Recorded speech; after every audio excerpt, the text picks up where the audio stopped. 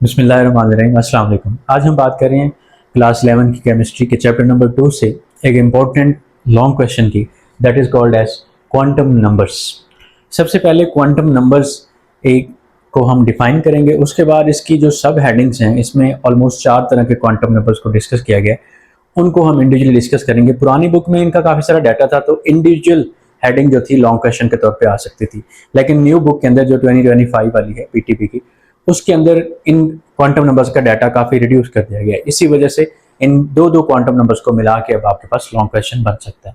तो सबसे पहले जैसे हम एज यूजुअल हम चलते हैं कि क्वांटम नंबर को, ऑल्दो इसकी डेफिनेशन बुक के अंदर प्रॉपर नहीं दी हुई, तो आप इसको डिफाइन भी कर सकते हैं कि क्वांटम नंबर्स क्या है जी हमारे पास। It is a set of mathematical values which gives possible solution to Schrödinger wave equation।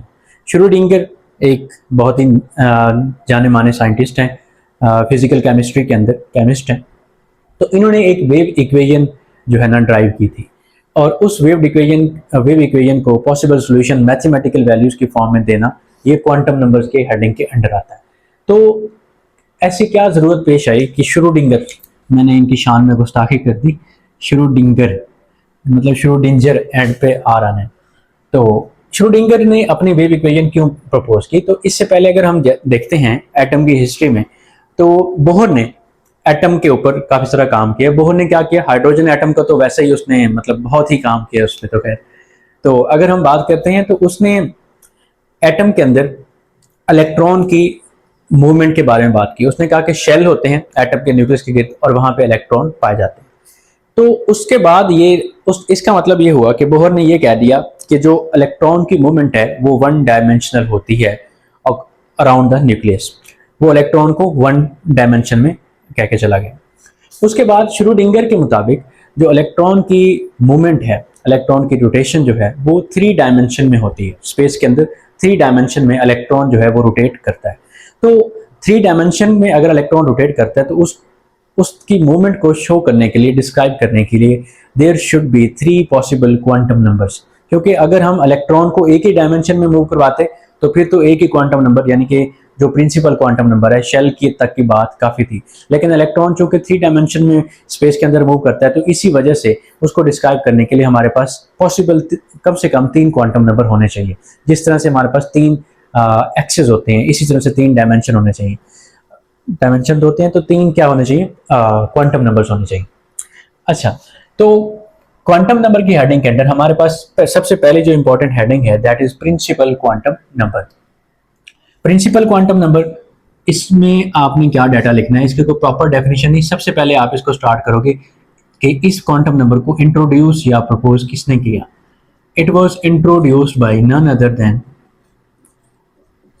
Bohr, Niels Bohr.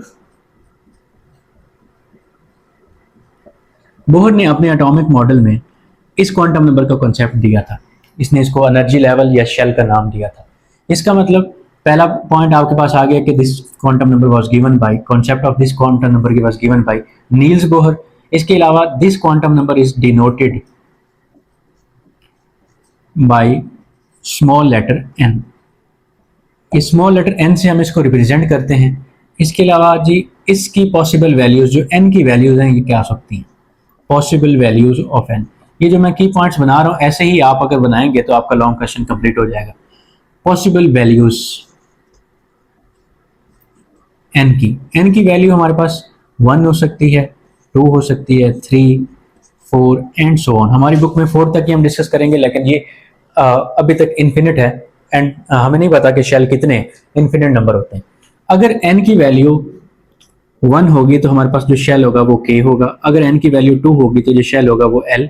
अगर n की वैल्यू 3 तो जो शेल होगा वो आपके पास m। और जो n की वैल्यू 4 होगी तो जो शेल होगा that will be n। Shells को हम कैपिटल लेटर्स, अल्फाबेटिकल लेटर से शो करते हैं। इसका मतलब मैं बार बार इसको शेल कह रहा हूँ, इसका मतलब प्रिंसिपल क्वांटम नंबर को आप शेल भी कहते हो, एनर्जी लेवल शेल, ठीक है। ये आप इसको डिफरेंट नेम्स दे सकते हो। अब यहां से हम एक चीज देख सकते हैं कि जो n की वैल्यू है वो 1, 2, 3 है, ना माइनस में ना जीरो। इसका मतलब जो n की वैल्यू है ये ना तो आपके पास नेगेटिव में हो सकती है ना ही ये फ्रैक्शन में होगी, ये हमेशा नॉन फ्रैक्शनल होगी, नॉन जीरो होगी, और नेगेटिव भी नहीं होगी, पहली बात। दूसरी, फ्रैक्शन में नहीं होगी। तीसरी, ये कभी भी जीरो में नहीं होगी। ये बात ने आपने एमसीक्यू के लिए याद रखनी है। एमसीक्यू के लिए कैसे याद रखनी है, इस चैप्टर के एक्सरसाइज में भी एमसीक्यूज दी हुई हैं, वैसे भी बन सकती हैं। कहीं पे भी आपको एन की वैल्यू जो है जीरो, माइनस में या फिर फ्रैक्शन में नहीं मिलेगी। अगर लिखा होता है, समटाइम एमसीक्यू आती है कि n is equal to 1, l is equal to 1, l is equal to 0 या m इज इक्वल टू 0, तो बताएं जी सब शेल इलेक्ट्रॉन का कौन सा होगा या शेल कौन सा होगा, एनर्जी लेवल कौन सा होगा। तो वहां पे n की वैल्यू हमेशा 1 से स्टार्ट होगी। अगर कहीं भी इन तीनों में से कोई वैल्यू n की लिख रही है तो इसका मतलब वो वाला ऑप्शन हमारा पहले ही खत्म हो गया। इस तरह से आप आसानी से एमसीक्यू को सॉल्व कर सकते हो। अब अगली बात यह है कि हमारे पास इन शेल्स के अंदर इलेक्ट्रॉन की क्वांटिटी को निकालने के लिए एक फार्मूला दिया हुआ है, दैट इज 2n²। ये फार्मूला हमें इन शेल्स के अंदर इलेक्ट्रॉन्स की क्वांटिटी के बारे में बताता है। कैसे, अगर हम यहाँ पे फाइंड करते हैं कि हमें नहीं मालूम कि के शेल में कितने इलेक्ट्रॉन आते हैं, तो हम फार्मूला लगाएंगे 2n²। हमें मालूम है कि के शेल के लिए n की वैल्यू जो है दैट इज 1, तो हम यहाँ पे 1 का स्क्वायर लेंगे।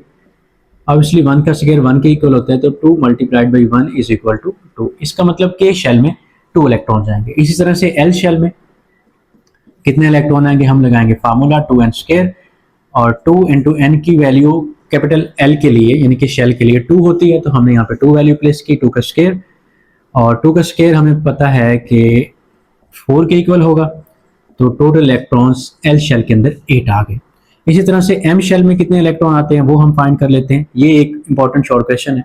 फार्मूला लगाएंगे अगेन 2n², 2 इंटू एन की वैल्यू एम शेल के लिए हमारे पास 3 होती है, तो 3 का स्क्वायर लेंगे हम। 3 का स्क्वायर हमारे पास 9 के इक्वल होता है, तो हमारे पास टोटल इलेक्ट्रॉन आ जाएंगे 18 थर्ड शेल के अंदर। लास्ट शेल हमारे पास है जी एन शेल। एन शेल में कितने इलेक्ट्रॉन होंगे, अगेन हमारे पास formula 2n², 2 into N shell के लिए स्मॉल एन की वैल्यू 4 होती है, तो हम लेंगे जी 4 का स्क्वायर। 4 का स्क्वायर होता है 16 के इक्वल, तो 2 into 16 that is comes out 32। इसका मतलब फर्स्ट शेल में 2 इलेक्ट्रॉन्स के में, सेकंड शेल में 8 इलेक्ट्रॉन, थर्ड शेल में 18 और फोर्थ शेल में 32 इलेक्ट्रॉन्स आते हैं। इसी तरह से ये एंड सो ऑन मूव करता रहता है। अगर आपके पास सपोज आगे कोई ओ शेल आ जाता है अल्फाबेट में, ऐसे आपने आगे मूव करना है और उसकी वैल्यू 5 होगी, तो आप उसका स्क्वायर लोगे तो आपके पास उसके अंदर भी इलेक्ट्रॉन की क्वांटिटी आ जाएगी। ये बातें करने के बाद आपने आगे एप्लीकेशन भी लिखनी है कि इस प्रिंसिपल क्वांटम नंबर को हम कहाँ मतलब ये हमें क्या एप्लीकेशन देता है, इसके फंक्शन क्या है, इसका यूज क्या है। एक तो हमने इलेक्ट्रॉन की क्वांटिटी को फाइंड करने के लिए प्रिंसिपल क्वांटम नंबर को यूज कर लिया। दूसरा है जी जो एन की वैल्यू है, ये कुछ यहाँ पे आप इसकी हेडिंग यहाँ पे बना सकते हैं एप्लीकेशंस, क्योंकि लॉन्ग क्वेश्चन है तो उसमें हमने हेडिंग्स मैक्सिमम कवर करनी है। तो जो एन की वैल्यू है, एन की वैल्यू का मतलब प्रिंसिपल क्वांटम नंबर, एन की वैल्यू डायरेक्टली प्रोपोर्शनल होगी हमारे पास कुछ चीजों के, यहाँ पे हम ये डिस्कस कर रहे हैं। एन की वैल्यू सबसे पहले एनर्जी ऑफ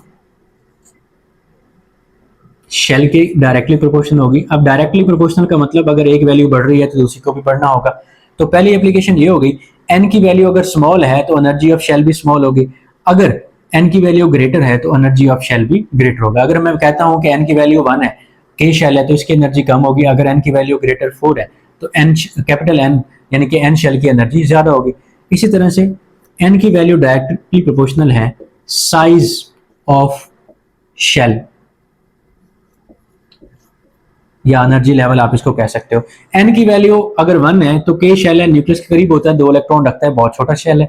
अगर 4 है, एन शेल है, इसमें 32 इलेक्ट्रॉन है, इसका साइज ज्यादा होगा। इसके अलावा एन की वैल्यू हमें बताती है डायरेक्टली प्रोपोर्शनल है, it is directly proportional to the radius of an atom कह लें या शेल कह लें। दोनों चीजें हम फाइंड कर सकते हैं। शेल के लिए तो सिंपल है कि एन की वैल्यू देखें किसी शेल की, अगर वो स्मॉलर है तो रेडियस भी स्मॉलर होगा, अगर वो ग्रेटर है तो रेडियस भी ग्रेटर होगा। और अगर हम एटम का रेडियस फाइंड करना चाहते हैं तो हम उस शेल उस एटम के अंदर देखेंगे कि उसकी मैक्सिमम एन की वैल्यू या क्वांटम नंबर की वैल्यू, प्रिंसिपल क्वांटम नंबर की वैल्यू क्या है। अगर वो 4 है या ग्रेटर है तो उससे आइडिया होगा कि इसका रेडियस भी ज्यादा होगा, क्योंकि अगर शेल बड़ा है तो वो न्यूक्लियस से काफी दूर होगा और न्यूक्लियस से लेकर आउटर मोस्ट शेल तक के डिस्टेंस को ही हम जो है उसका रेडियस कहते हैं। इसके अलावा हमें एन की वैल्यू क्या इंफॉर्मेशन दे सकती है, रेडियस हो गया, साइज हो गया, एनर्जी। हाँ जी, एन की वैल्यू जो है हमें एक और चीज बता सकती है, कैपेसिटी, कैपेसिटी ऑफ शेल। जैसे हमने यहाँ पे फाइंड किया एन की वैल्यू कम है तो कैपेसिटी भी कम है, उसकी इलेक्ट्रॉन की जगह भी कम है, और अगर एन की वैल्यू ज्यादा है तो कैपेसिटी ऑफ इलेक्ट्रॉन भी ज्यादा है। इसके अलावा एंगुलर मोमेंटम का बड़ा इंपॉर्टेंट टॉपिक है, आपने पढ़ा होगा किसी लेवल पे कि m v r is equal to n h over 2 pi. ये एक रिलेशन है, बोहर ने अपने एटॉमिक मॉडल में दिया था। This one is called as angular momentum, क्योंकि हमारा जो एटम है वो स्फेरिकल इन शेप होता है, तो सिंपल मोमेंटम नहीं बल्कि हम एंगुलर मोमेंटम की बात करेंगे। वैसे एम भी मोमेंटम होता है, तो angular momentum is directly proportional to N. बाकी जो चीजें यहाँ पे वो कांस्टेंट है। H that is Planck's constant, जिसकी value 6.626 multiplied by 10⁻³ joule second होती है, और 2 भी कांस्टेंट है, पाई भी कांस्टेंट है, इसकी भी एक वैल्यू होती है। अगर हम ये सारे कांस्टेंट्स की वैल्यू पुट करते हैं और हमें एन की वैल्यू मालूम हो तो हम उस एटम के स्पेसिफिक शेल का एंगुलर मोमेंटम भी फाइंड कर सकते हैं। इस तरह से एनर्जी ऑफ शेल जो है वो हमने सबसे पहले ही डिस्कस कर लिया ओवरऑल। ये हमारे पास ओवरऑल डाटा हो गया एक क्वांटम नंबर का, जो कि है जी हमारे पास प्रिंसिपल क्वांटम नंबर।